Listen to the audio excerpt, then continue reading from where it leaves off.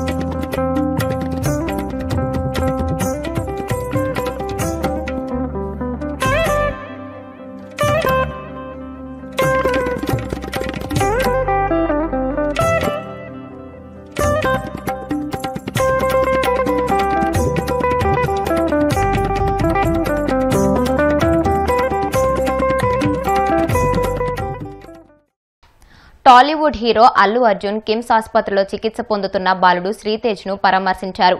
Bunny latest movie Pushpa 2 premiere show సందర్భంగా హైదరాబాద్ లోని సంధ్యా theatre దగ్గర జరిగిన తొక్కిస్లాట్ లో రేవతి అనే మహిళ చనిపోయిన సంగతి తెలిసిందే. ఆమె 8 ఏళ్ల కుమారుడు శ్రీతేజ్ తీవ్రంగా గాయపడి కిమ్స్ ఆసుపత్రిలో వెంటిలేటర్ పై చికిత్స పొందుతున్నాడు. గత 35 రోజులుగా వైద్యులు బాలుడికి మెరుగైన వైద్యం అందిస్తున్నారు. అయితే ఇప్పటి వరకు లాయర్ల సలహా ప్రకారం బాధిత కుటుంబాన్ని పరామర్శించిన హీరో అల్లు అర్జున్ ఇప్పుడు స్వయంగా కలిసి వారిని పరామర్శించారు. విశాఖపట్నం నుంచి కాకినాడ వరకు బంగాళాఖాతంలో వారం రోజుల పాటు 150 కిలోమీటర్లు ఈదుకుంటూ వచ్చిన గోలి శ్యామల్ను కలెక్టర్ షణ్మోహన్ ఘనంగా సత్కరించారు. వయసుతో నిమిత్తం లేకుండా విశాఖలో మొదలుపెట్టి ఈదుకుంటూ విజయవంతంగా కాకినాడకు చేరుకోవడం గొప్ప విషయమని ఆమెను కలెక్టరేట్లో చేపట్టిన అభినందన సభలో కొనియాడారు. సముద్రాల్లో ఈత కొట్టడం హాబీగా పెట్టుకున్న ఆమె ధైర్య సాహసాలు నేటి యువతకు స్ఫూర్తిగా నిలుస్తాయని కలెక్టర్ కొనియాడారు. హైదరాబాద్ నాచారం పోలీస్ స్టేషన్ పరిధిలోని మల్లాపూర్లో జీహెచ్ఎంసీ వాహనం బీభత్సం సృష్టించింది. గోకుల్ నగర్లో జీహెచ్ఎంసీ రోడ్ క్లీనింగ్ వాహనం అదుపు తప్పి ఇతర వాహనాలపైకి దూసుకువెళ్లింది. ఇందుకు సంబంధించిన దృశ్యాలు అక్కడున్న సీసీ కెమెరాల్లో రికార్డయ్యాయి. కూటమి ప్రభుత్వం అధికారంలోకి వచ్చాక ఒక్క హామీని కూడా నెరవేర్చలేదని, రాష్ట్రంలో చీటింగ్ పాలన కొనసాగుతుందని వైసీపీ ఎమ్మెల్యే తాటిపర్తి చంద్రశేఖర్ మండిపడ్డారు. తాడేపల్లిలోని వైసీపీ కేంద్ర కార్యాలయంలో ఆయన మీడియాతో మాట్లాడుతూ చంద్రబాబు సర్కార్ పేదలకు ఏం చేసిందో చెప్పాలని డిమాండ్ చేశారు. రాష్ట్ర వ్యాప్తంగా అన్ని నియోజకవర్గాల్లో విచ్చలవిడిగా దోపిడీ జరుగుతుందని అన్నారు. లోకేష్ సకల శాఖ మంత్రిగా వ్యవహరిస్తున్నారని, విచక్షణ కోల్పోయి వైసీపీపై విమర్శలు చేస్తున్నారని ధ్వజమెత్తారు. ఇంగ్లీష్ మీడియంపై దుష్ప్రచారం చేస్తున్నారని, కూటమి నేతలు చెప్పే మాటలకు చేసే పనులకు పొంతనలేదని అన్నారు. వైసీపీ హయాంలో అన్ని స్కూళ్లలో డిజిటల్ క్లాస్ రూమ్స్ ఏర్పాటు చేశామని, గవర్నమెంట్ బడుల్లో చదివే విద్యార్థులంటే చంద్రబాబు ప్రభుత్వానికి చిన్న చూపంటూ చంద్రశేఖర్ దుయ్యపట్టారు. ఇది కూటమి పరిపాలన కాదు, చీటింగ్ పరిపాలన అనేది స్పష్టంగా అర్థమవుతుంది. దగా దగా దగా, మోసం మోసం మోసం, అబద్ధం. ఈ 3 పదాలతోటి ఈ యొక్క పరిపాలన 6 నెలల్లో మనం ఈజీగా చెప్పేయచ్చు.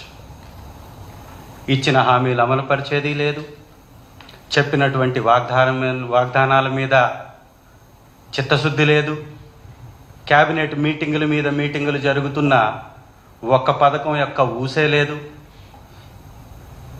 ఖరీఫ్ అయిపోయింది, రబీ అయిపోయింది, రైతులకు ఇస్తానన్నటువంటి సహాయం కానీ పెట్టుబడి కానీ రూపాయి చెల్లించకపోగా కనీసం విపత్తు సమయంలో కాపాడే భీమాని కూడా చెయ్యనటువంటి ఈ ప్రభుత్వం కనీసం మద్దతు ధర ఇప్పించటంలో కూడా విఫలమైనటువంటి ఈ ప్రభుత్వం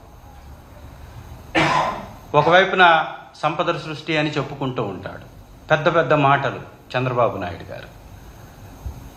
ఆయనకి తోడుగా వారి యొక్క పుత్రులు, వారి యొక్క డిప్యూటీ చీఫ్ మినిస్టర్ గారు భజన బృందం తయారయ్యి బ్యాండ్ మేళం బ్యాచ్ లాగా ప్రతిరోజు ప్రజల చెవుల్లో ఊదిందే ఊదుతూ అబద్ధాలు చెప్పటం తప్ప 1,19,000 కోట్ల రూపాయలు అప్పు చేశాం, ఈ పేదవారికి ఇది చేసామని చెప్పుకోలేనటువంటి ఈ చీటింగ్ ప్రభుత్వం పండక్కిస్తానన్నటువంటి బహుమతులను కూడా ఎగ్గొట్టేసింది. అధికారం రాకముందేమో విపరీతమైనటువంటి మాటలు చెప్పేస్తారు చంద్రబాబు గారు. ఒక్కసారి అధికారం వచ్చిన తర్వాత చెప్పినటువంటి మాటలన్నిటిని మూట కట్టి ఉట్టి మీద పెట్టేస్తాడు. అంటే ఇంతటి దగ, ఇంతటి దోపిడీ, ఇంతటి అబద్ధపు రాజకీయ నాయకులు ఎవరన్నా ఈ దేశంలో ఉన్నారా? 6 నెలల్లో ఒక్క హామీ అమలు పరచలేనటువంటి వ్యక్తి ఆ సీట్లో కూర్చుంటే ఏమి, దిగిపోతే ఏమి? ఒక్కటంటే ఒక్కటి. ఒక రైతును ఆదుకోవాలా, ఒక విద్యార్థిని ఆదుకోవాలా, ఒక పారిశ్రామికవేత్తను ఆదుకోవాలా, ఒక ఉద్యోగస్తుడిని ఆదుకోవాలా, ఒక పరిశ్రమను తీసుకురాలా. ఏ రకమైనటువంటి దగా దోపిడీ చేస్తున్నారంటే విచ్చలవిడిగా నియోజకవర్గాలు 175లో దోపిడీకి తెరలేపి ప్రతి ఒక్కరూ ఆ దోచుకునేటటువంటి ప్రయత్నంలోనే ఉన్నారు తప్ప ప్రజల యొక్క బాధ కానీ ప్రజల ఇబ్బంది కానీ పట్టించుకునేటటువంటి పరిస్థితి లేనే లేదు. ఇవాళ లోకేష్ గారు ఒక కొత్త అవతారం ఎత్తారు, సకల శాఖ మంత్రిగా. ప్రతి శాఖ గురించి తనే మాట్లాడతాడు. ఏమయ్యా లోకేష్ గారు, బాబు గారు బంగారం అయితే అయి ఉండొచ్చు. మీరు ఈ రాష్ట్రానికి మీ వలన కలిగినటువంటి ఉపయోగం ఏముంది? మీరు ఈ 6 నెలల్లో మీ యొక్క మంత్రిత్వ శాఖలో, విద్యా వ్యవస్థలో కానీ, ఐటీ శాఖలో కానీ మీరు తెచ్చినటువంటి సంస్కరణలు ఏంటి? వార్తలు ముగించే ముందు ముఖ్యాంశాలు మరొకసారి. విశాఖలో ప్రధాని మోదీ పర్యటనకు ఏర్పాట్లు, ప్రత్యేక చర్యలు చేపట్టిన అధికారులు.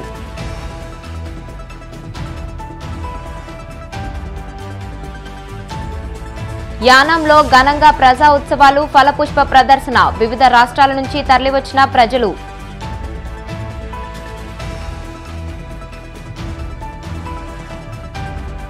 యలమంచిలి మండలంలో అభివృద్ధి పనులకు శంకుస్థాపనలు, ముఖ్య అతిథిగా హాజరైన మంత్రి నిమ్మల రామానాయుడు.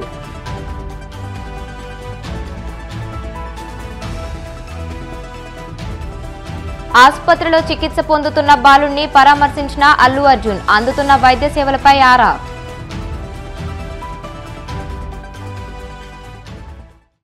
ఈ వార్తలు ఇంతటితో సమాప్తం. మరిన్ని వార్తల కోసం BCN digital YouTube channel, Facebook page ని ఫాలో అవ్వండి. అప్డేటెడ్ వార్తల కోసం ప్లీజ్ సబ్స్క్రైబ్.